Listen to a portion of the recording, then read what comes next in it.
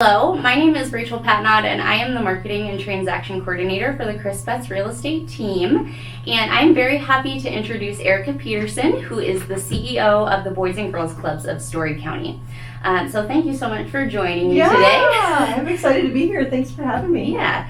So to provide a little background for our Chris Betts Real Estate clients, Chris currently serves as a board member for the Boys and Girls Club and has been for about 4 years. Yep. And I also worked for the Boys and Girls Club for about 2 years for Miss Erica. And we're both on the annual Gala committee. So this nonprofit and this event are close to both of us. Yes. So today we also wanted to give Erica access to our platform to share what the club does for Story County youth and also how you can help the club with their annual gala and all that coming up. Yeah, so wonderful. To get started, I was wondering if you could share your mission statement with us. Yeah, absolutely. So Rachel, our mission is to inspire and enable all young people, especially those who need us the most, to reach their full potential as productive, caring, and responsible citizens. Yeah. So I really think the mission statement is an accurate reflection of what the club does. And you know, when I started at the Boys and Girls Club, I feel like I held a little bit of a skewed view of what you actually do. Sure. When I started, I felt like I thought it was more of a child care facility, but it's not a traditional child care facility at all. Could you share a little bit about the programming you do and also the role of club staff? Yeah, absolutely. So we are not childcare. We do youth development programming. So our focus really, as I mentioned in our mission statement, is to focus on the kids who need us the most and to provide hope and opportunity where they might not have otherwise. And so our focus is after school programs for kids ages 6 to 18. And so we serve littles and teens.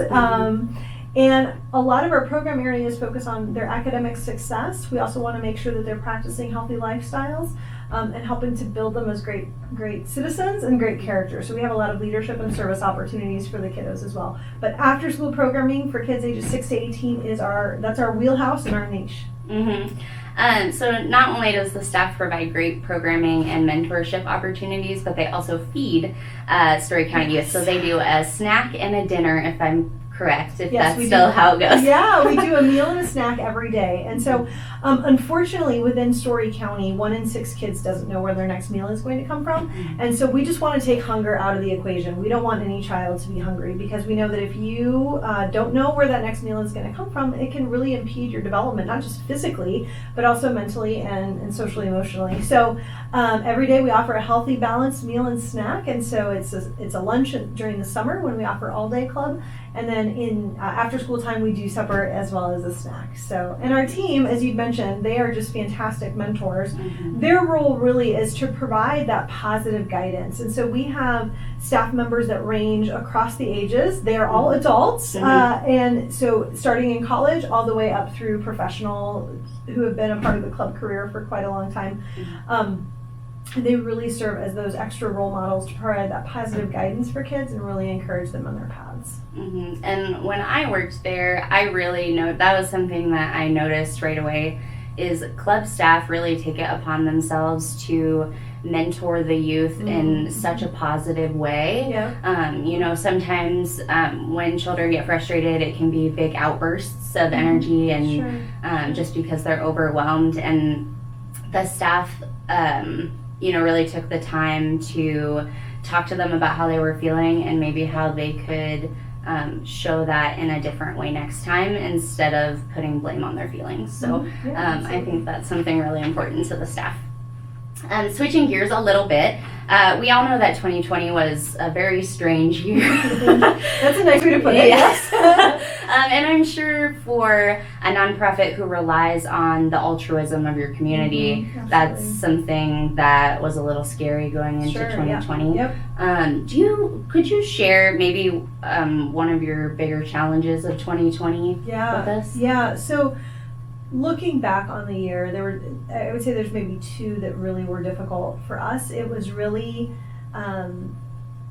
program model changes. So, you know, we closed in March when the schools closed to help reduce the potential spread of the pandemic. And then in the summer, we reopened in a very safe, intentional, low capacity way, just to try to offer some safe spaces for kids to go. And we were open all day, every day for 6 months. And so we were offering then all day club programming to help kids with their online school programs, making sure that they had access to their instruction, providing some guidance, some tutoring, helping them navigate their online instruction, because it's confusing. I know, yeah. I mean, I'm still trying to figure out Zoom, right? So, I mean, just figure out if you're a little 6-year-old trying to navigate who knows what. So, so I would say having then to shift from no club to all day club to a hybrid model club to now we've shifted back to after school, which is our wheelhouse. This is what we do, but we are still all wearing masks. We're social distancing, washing our hands frequently.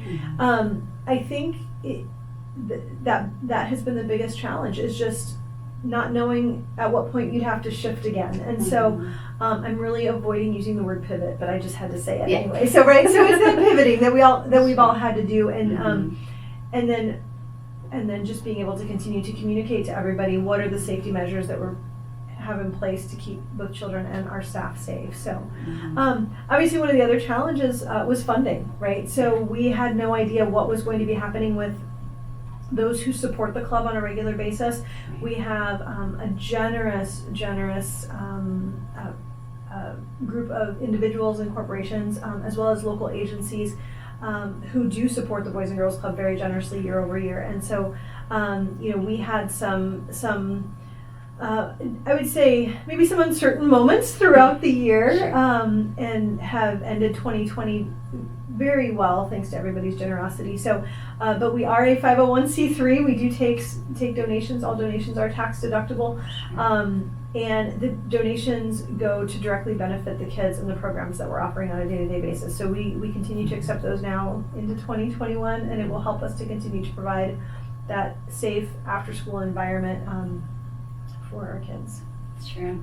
And to put that in a little bit of perspective for you, so the club offers after school club normally during the year, and then they do all day club during the summer. So I'm sure it was quite the transition to flip to all day during the school year, especially because even though your staff is a range of ages, I feel like a lot of the mentoring staff are college age. So balancing their schedules with club hours, I'm sure was tricky. So just so that our Chris Best clients understand, I'm sure that was quite the switch for you. There are many different ways you can help the club. Monetary, in kind, meaning stuff, notebooks, games. The kids love a pool or all that stuff. I don't know what they're doing with the pandemic. But the biggest way that you can help them right now is the annual gala that's coming up in February. This is one of the biggest fundraising events for the club during the year. And so, Miss Erica, can you give us your elevator pitch? When, where, how can we help our community out in February? Yes, so we are hosting our first virtual gala. Hopefully it'll be our only virtual gala, but it's our first. Absolutely. And our theme this year is Masquerade, so M-A-S-K. But nonetheless, we invite anybody who, as you would log in virtually, if you want to wear a fun little masquerade, Venetian masquerade mask. It is taking place on Saturday, February 27th at 7 p.m. So we're planning on just a 1-hour program with both live and some pre-recorded content. We have some local fun celebrities who will be saying hello to folks through our computers.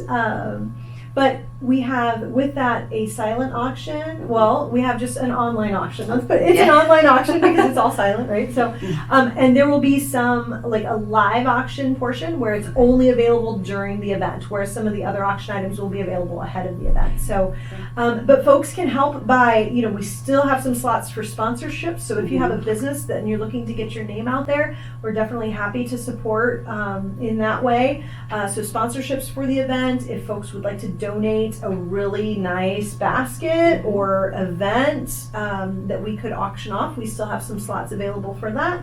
And then obviously logging in that night and participating in the online auction or the donations that would be available, those are some great opportunities. And then we do also have a charcuterie basket that you can purchase ahead of time so that you can enjoy some appetizers and champagne as you are enjoying from your home. That is very cool. A fun, unique date night Yeah. if you're looking for something to do on a Saturday. So thank you so much for giving us all the details about how we can give back to the Yes. club. And I hope we can count on some of our Chris Betts real estate clients to join us. Again, the gala is going to be February 27th. Yep. It starts at 7 p.m. And again, there's options for a little appetizer, plenty of fun things to win. And if you would like to sponsor or give a gift basket for the club, please get in contact with us or Miss Erica. We're happy to pass along your information. Absolutely. So thank you so much. Yeah, thank you so much, Rachel. Thank you, everyone. Thank you.